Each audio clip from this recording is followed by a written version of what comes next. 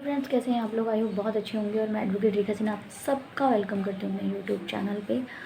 और आज का जो वीडियो मेरा बनाने का और पर्पज़ है वो ये है कि बेयर एक्ट को कैसे पढ़ा जाए। तो आप में से बहुत से लोगों का ये जवाब होगा कि जो बेयर एक्ट तो हमें पढ़ना आता है, तो बिल्कुल आता होगा बेयर एक्ट। लेकिन यहाँ जो मैं बेयर एक्ट पढ़ने का तरीका आप लोगों को बता रही हूँ वो मैं बता रही हूँ जुडिशरी और एपीओ के एग्ज़ाम पॉइंट ऑफ व्यू से, कि हम पहली बार में ही एग्ज़ाम को क्रैक कर लें, हमें प्रॉब्लम ना आए। तो ये जो तरीका है ये आपका प्री में भी काम आएगा, मेन में भी काम आएगा और आपका इंटरव्यू में भी काम आएगा, तीनों में काम आएगा। ठीक है, आप सबको पता है कि हमें जुडिशरी या एपीओ का एग्ज़ाम क्लियर करने के लिए बेयर एक्ट पढ़ना ज़रूरी है। बेयर एक्ट पे कमांड होनी हमारी बहुत ज़रूरी है। लेकिन जब हम बेयर एक्ट पे कमांड करने की कोशिश करते हैं तो हम कर नहीं पाते। उसका तरीका ये होता है कि हम उसको ना एक लाइन से पढ़ते हैं। आपने बहुत से लोगों का सुना होगा कि वो उसमें कहते हैं कि जी इसको ना आप तोड़ तोड़ के पढ़ें, है ना, तोड़ तोड़ के पढ़ें। तो भाई मेरे, तोड़ तोड़ के तो हम जब पढ़ेंगे जब हमें वो इजी लगेगा। बेयर एक्ट तो किसी को इजी नहीं लगता। और हो सकता है कोई एक आधा मेरा फ्रेंड्स या बच्चा हो जो कहता हो जी बेयर एक्ट तो बहुत ईजी है। क्योंकि बच्चे बेयर एक्ट में जो होता है वो ओरिजिनल लॉ होता है, तो ओरिजिनलिटी तो समझना बहुत मुश्किल है। हम लोग कहते हैं, देखिए जैसे हम लोग कहते हैं कि हम हिंदी बोलते हैं, है ना, तो हिंदी हम लोग को कहते हैं अरे हिंदी तो बहुत ईजी है, हमें तो हिंदी बोलनी आती है, हिंदी तो बहुत ईजी है। लेकिन जब आप ओरिजिनल हिंदी पे जाते हैं, देवनागरी लिपि पे जाते हैं, तो वहाँ आप अपने कान पकड़ लेंगे। क्यों? क्योंकि वो आपको समझ में ही नहीं आएगा। आप कहेंगे ये भी हिंदी है ना, कि ये भी हिंदी है, ये तो समझ में नहीं आ रहा कि इस हिंदी का मतलब ही क्या है। ये वो मुझे लगता है वो बच्चे बहुत अच्छे से जानते होंगे, या वो मेरे भाईजान मेरे फ्रेंड बहुत अच्छे से जानते होंगे जो हिंदी में लॉ कर रहे हैं या कर चुके हैं। उन्हें पता होगा कि जो लीगली वर्ड होता है जो हिंदी वाला, वो कितना डिफ़िकल्ट होता है उसको एक्सप्लेन करना, है ना। तो कहने का मीन्स ये है कि जैसे हम इंग्लिश बोलते हैं, अगर हम इंग्लिश में ग्रामर यूज़ ना करें तो इंग्लिश बहुत ईजी है। लेकिन जब हम उसमें पर्टिकुलर अच्छे से इंग्लिश बोलना चाहते हैं ना, उसमें ग्रामर डाल के चीज़ें करके, तब हमें पता चलता है यार इंग्लिश तो थोड़ी टफ है। ये वाज नहीं लगा तो कुछ का कुछ बन गया, और हैज़ नहीं लगा तो कुछ का कुछ बन गया। तो सेम यही तरीका है कि हम बेयर एक्ट को जो पढ़ते हैं, तो हम बेयर एक्ट पढ़ तो लेते हैं, लेकिन जब उसी बेयर एक्ट से एग्ज़ाम आता है तो हम उसको क्लियर नहीं कर पाते हैं। और घर आके हमें लगता है यार ये क्वेश्चन तो मुझे आता था, ये क्यों रह गया। वो इसलिए रह जाता है माय डियर फ्रेंड्स, क्योंकि उसका हमें तरीका ही नहीं पता। हम सिर्फ उसकी मेन हेडिंग पढ़ते हैं और बीच का हल्का हल्का देख के ठीक है ठीक है ठीक है करके साइड हो गए। डीपली पढ़ना बहुत डिफ़िकल्ट हो जाता है। लेकिन जो तरीका मैं आपको बता रही हूँ, अगर आप उस तरीके से उस सेक्शन को पढ़ेंगे तो वो तरीका बहुत ईजी हो जाएगा आपको।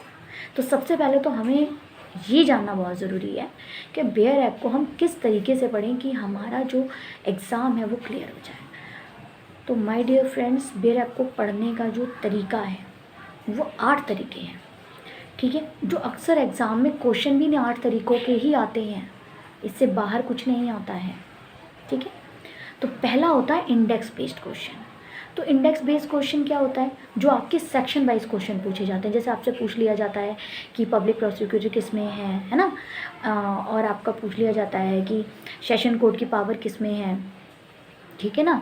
या आपसे पूछ लिया जाता है कि विक्टिम की डेफिनेशन किस में है, कौन से सेक्शन में है। या आपसे पूछा जाता है कि बेलेबल कौन से सेक्शन में है या नॉन बेलेबल कौन से सेक्शन में है। तो ये क्या हुआ? ये इंडेक्स बेस हुआ। या कॉन्स्टिट्यूशन में आपसे पूछ लिया जाता है कि भाई ये जो नीति निर्देशक तत्व हैं वो कौन से भाग से लिया गया है, या मौलिक अधिकार हैं वो कौन से भाग से लिया गया है।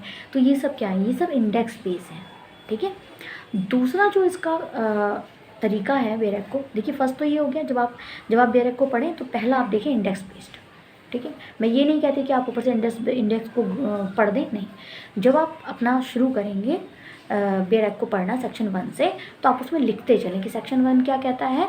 नाम, प्रारंभ और विस्तार, यानी शॉर्ट टाइटल्स और एक्सटेंड कहाँ तक है वो बताता है। तो इसको आप नोट डाउन कर लें। या आप एक काम करें, आप कई कलर के हाईलाइटर ले आएँ या पेन ले आएँ, और सेक्शन वाइज जो है उसको आप एक चार्ट बना लें कि भाई सेक्शन 1 ये कहता है। तो जो सेक्शन लिख रहे हैं वो अलग हाईलाइटर से कर दें या अलग पेन से कर दें, और उसके अंदर का जो मटेरियल आप लिख रहे हो वो अलग पेन से कर लें। तो आपको पता होगा कि जो सेक्शन है वो इस बेस से लिखा है, तो वो आपके माइंड में क्लिक रहेगा जब आप एग्ज़ाम करेंगे। ठीक है ना। उसके बाद आता है इलिट्रेशन बेस्ड यानी एग्जाम्पल बेस्ड। आप सबने देखा होगा कि हम कोई भी बेरेक्ट पढ़ते हैं तो वहाँ पे नीचे एग्जाम्पल दिए गए होते हैं, है ना। जैसे ए ने बी को कहा कि चलो सी को मारते हैं, है ना। ए ने बी को कहा कि चलो सी को मारते हैं, तो क्या बी लायबल होगा उसके मर्डर के लिए? तो ये क्या हो गया, ये इलिट्रेशन बेस्ड क्वेश्चन हो गए आपके, है ना। और आपने अक्सर देखा होगा कि इस तरीके के क्वेश्चन एग्ज़ाम में पूछे ही जाते हैं, ठीक है। कि ए ने बी से कहा कि मुझे तेरा घोड़ा खरीदना है, तो बी ने कहा कि आप इस चीज़ के लिए सी से जाके पूछें, तो क्या सी का कहा हुआ बात रेलिवेंस होगा, है ना। तो इस टाइप के जो क्वेश्चन होते हैं वो आप जब बेयर ऐप को पढ़ेंगे तो आप देखना। तो जो इलिट्रेशन आता है उसको फिर आप एक अलग मार्क से, हाईलाइटर से उसको मार्क करते हैं, ठीक है। जैसे कि ए चोरी करने के लिए जाता है बी के घर में, लेकिन वहाँ कुछ सामान ही नहीं मिलता, तो क्या ए लायबल होगा बी के घर में चोरी करने के लिए, ठीक है। तो ये सब कैसे क्वेश्चन हुए, इरिटेशन बेस्ड। तो जब आप पेयर एक्ट को पढ़ें तो जो इरिटेशन है, जो एक्सप्लेनेशन है, उसको एक अलग हाईलाइटर से हाईलाइट करें, ताकि जब भी आप पेयर एक्ट को खोलें या कहीं भी आपने अगर नोट डाउन कर रखा है हाईलाइटर लगा के, तो आपको याद आ जाए कि भाई इस सेक्शन के अंदर से ये सेक्शन है, इससे रिलेटेड इतने इरिटेशन है, वो ये है, ठीक है। उसके बाद तीसरा जो होता है फॉर्मेट, वो होता है टर्म और ड्यूरेशन बेस्ड, है ना। कितने समय के लिए, कितने महीने के लिए, कितने दिनों के लिए, इस टाइप के जो होते हैं। तो आपको पता होगा कि इसमें जैसे इसमें पूछा जाता है कि भाई जुडिशियल फर्स्ट क्लास मजिस्ट्रेट जो है वो कितने साल की सज़ा दे सकता है, ये कितना फ़ाइन दे सकता है ना। या जो पुलिस कस्टडी है वो कितने दिन की होगी, या सीरियस क्राइम है तो उसमें कस्टडी कितने दिन की होगी। तो ये जो दिनों वाला चक्कर है, जो समय वाला चक्कर होता है, वो क्या होता है, वो टाइम ड्यूरेशन बेस्ड क्वेश्चन होते हैं। तो आप सबको पता होगा इस तरह के क्वेश्चन भी पूछे जाते हैं ना। और ये मैं सिर्फ एक एक्ट से रिलेटेड नहीं बता रही हूँ, मैं आपको हर एक्ट से रिलेटेड है। चाहे आप कॉन्ट्रैक्ट पढ़ लें, चाहे आप टीपी पढ़ लें, चाहे आप IPC पढ़ लें, चाहे CRPC पढ़ लें, चाहे एविडेंस पढ़ लें, चाहे आप लॉकल एक्ट किसी भी स्टेट का उठा के देख लें, ठीक है। टाइम ड्यूरेशन हर जगह होती है, ठीक है। जैसे आप सबको एक क्वेश्चन, शायद आप लोगों ने प्रीवियस देखा हो, तो क्वेश्चन होता है कि सोमवार के दिन कोर्ट बंद थी, ठीक है, छुट्टी की वजह से सोमवार की कोर्ट बंद कर दी गई, तो केस की सुनवाई कब होगी। तो उसमें ऑप्शन दिया जाता है कि जिस दिन कोर्ट खुलेगी उस दिन, है ना। तो जिस दिन कोर्ट खुलेगी उस दिन, तो ये क्या हुआ, ये टाइम ड्यूरेशन बेस्ड ही तो क्वेश्चन हो गया, उस अगले दिन की बात हो रही है इसके अंदर, है ना। तो ये कौन से टाइप के क्वेश्चन होंगे, टर्म ड्यूरेशन बेस। तो जब आप बेयर को पढ़ें तो इसको अलग हाईलाइटर से या अलग पेन से इसको मार्क कर लें।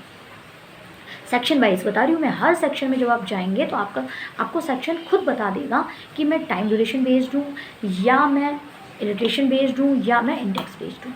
तो इंडेक्स बेस्ड आपको पता ही चल गया, तो जब आप जाएंगे तो सेक्शन वाइज आपको पता ही है। उसके बाद इलिट्रेशन में जो एग्जाम्पल दिए हैं वो हो गए उसके, और टाइम ड्यूरेशन में वो आपके उसके अंदर ही होता है। यही तो प्रॉब्लम होती है माय डियर फ्रेंड्स कि हम उसको डीपली पढ़ते नहीं हैं। बहुत छोटा सा कहीं लिखा होगा 15 दिन का, 24 घंटे का, है ना, समझ रहे हैं आप। तो वहाँ हम कंफ्यूज हो जाते हैं।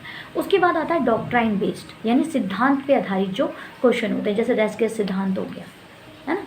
तो ये कौन सा, ये सिद्धांत बेस्ड होते हैं। तो ये भी आपको बेयर एक्ट में ही पता चल जाता है, या अगर आपको वो सेक्शन है तो आप उसको, अगर आपको कोई डाउट है तो आप उससे रिलेटेड उस सेक्शन को आप बुक में पढ़ लें, वहाँ क्लियर हो जाएगा। तो एक होता है डॉक्ट्राइन बेस्ड, ठीक है। एक है केस लॉ बेस्ड, यानी कि इसमें केस पूछा जाता है। तो ये तो आप सबको पता है कि भाई आप जब सेक्शन पढ़ते हैं तो उसके अंदर केस भी मेंशन कर रखे होते हैं। आप बेयर एक्ट देखिएगा, नीचे केस भी दिए होते हैं, तो उन केस को हाईलाइट कर लें या किसी को नोट डाउन कर लें, तो आपका वो वाला कंसेप्ट भी क्लियर हो गया कि अगर कभी केस बेस्ड अगर क्वेश्चन आता है तो वो भी आपका छूटेगा नहीं। फिर आता है नेगेटिव बेस्ड, तो क्या ये कथन सही है या गलत है या नहीं है, ठीक है, जिसमें नॉट का यूज़ हो रहा है, तो वो भी आप जब आप उसको पढ़ेंगे तो उसमें ये भी लिखा जाता है कि भाई ये चीज़ हो सकती है, ये चीज़ नहीं हो सकती है। तो जो नहीं हो सकती है ना, तो वो आपको क्लियर हो जाएगा। और अगर मान लीजिए उसमें कहीं भी नेगेटिव वे नहीं है, लेकिन अगर वो आपसे पलट के पूछ ले कि क्या ऐसा हो सकता है, तो आपको तो पता है कि ये सारी चीज़ें हैं तो ये हो ही नहीं सकता। तो नेगेटिव वेज अगर आपको क्वेश्चन पूछेगा तो वो भी आपका अटैम्प्ट हो जाएगा, वो भी नहीं छूटेगा। उसके बाद आता है कंसेप्ट बेस। तो कंसेप्ट बेस जो होता है वो एक सिंपल सा फंडा ये है कंसेप्ट बेस में कि वो सेक्शन आपसे क्या कहना चाह रहा है, वो क्या हुआ, वो कंसेप्ट हो गया, ठीक है ना। कई बार क्या होता है कि कोई बेयर एक्ट के अंदर से ही आपके 2-3 लाइनें उठा लेगा और उसको एक साथ जोड़ देगा। अब वो समझना आपको है कि ये कहना क्या चाह रहा है, तो वो क्या हो गया, वो कंसेप्ट बेस हो गया। तो ये जब आप सेक्शन पढ़ेंगे ना बच्चे, तो आपको क्लियर हो जाएगा, इसमें कोई डाउट नहीं है। बेयर एक्ट में जब आप पढ़ेंगे तो इसमें आपका सेक्शन क्लियर हो जाएगा, इसमें कोई डाउट नहीं है। उसके बाद 8वां आता है अथॉरिटी बेस्ड। अथॉरिटी बेस्ड मतलब कि एमएम को अपॉइंट कौन करेगा, सेशन जज को अपॉइंट कौन करेगा, सेशन कोर्ट कौन स्थापित करेगा, रिपोर्ट किसके द्वारा भेजी जाएगी, रिपोर्ट किसको भेजी जाएगी, कब भेजी जाएगी, कौन भेज सकता है, कहाँ ला सकता है। जैसे फॉर एग्ज़ाम्पल 53A जो है हमारा CRPC का, वो मेडिकल की बात करता है। किसके मेडिकल की बात करता है, एक्यूज़ के मेडिकल की बात करता है। अब एक्यूज़ का मेडिकल कौन कराएगा, तो कौन कराएगा, जो सब पुलिस अधिकारी कराएगा। तो पुलिस अधिकारी किस पंक्ति का होना चाहिए, तो सब इंस्पेक्टर की पंक्ति का होना चाहिए, है ना। तो ये सब कैसे हो गए, ये अथॉरिटी बेस्ड क्वेश्चन है।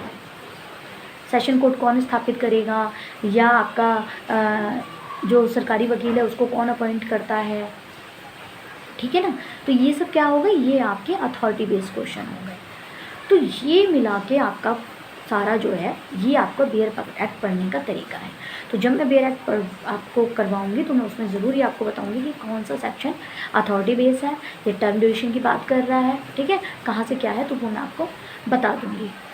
लेकिन आप अगर सेल्फ स्टडी कर रहे हैं, खुद पढ़ते हैं, तो आप अपने बेयर एक्ट को इसी तरीके से पढ़ें। ये 8 तरीके हैं बेयर एक्ट को पढ़ने के, ठीक है। और अगर किसी को ज़रा सा भी डाउट है तो प्लीज़ मुझे कमेंट्स बॉक्स में लिख सकता है। अगर कोई बेयर एक्ट पढ़ना चाहता है, क्योंकि अभी जो हम बेयर एक्ट अपना पढ़ना शुरू करेंगे वो हम उत्तराखंड APO के सिलेबस से रिलेटेड ही हम पढ़ेंगे। तो अगर इससे रिलेटेड अगर आपको कुछ पढ़ना है या कुछ आपको जानना है, कोई कन्फ्यूज़न है, या जो मैंने अभी आपको बताया इसमें कोई आपको कन्फ्यूज़न हो रही है या कुछ चीज़ समझ में नहीं आई, तो आप मुझे कमेंट बॉक्स में लिख सकते हैं। तो अगर आपको मेरा वीडियो अच्छा लगा तो प्लीज़ लाइक और सब्सक्राइब कर लें चैनल को। बस इतनी रिक्वेस्ट है आपसे, क्योंकि ये ऑफकोर्स फ्री है, कोई चार्ज नहीं है आपसे। बस एक रिक्वेस्ट आपसे ये करती हूँ कि जो मेहनत मैं कर रही हूँ उसके लिए प्लीज़ एक लाइक और एक सब्सक्राइब कर दें, इतना ही काफ़ी है। शेयर कर दें आगे, अगर वो आपकी इच्छा पे डिपेंड करता है कि अगर आपको वीडियो अच्छा लगा तो उसे शेयर कर दें। तो ये सब आप पे डिपेंड है, ये आपकी मर्ज़ी है कि आप चैनल को सब्सक्राइब करें या ना करें। बट मेरी रिक्वेस्ट यही है कि अगर आपको वीडियो अच्छा लगे तो प्लीज़ मेरे चैनल को लाइक और सब्सक्राइब कर दें। तो थैंक यू, मिलते हैं नेक्स्ट वीडियो में। Okay bye.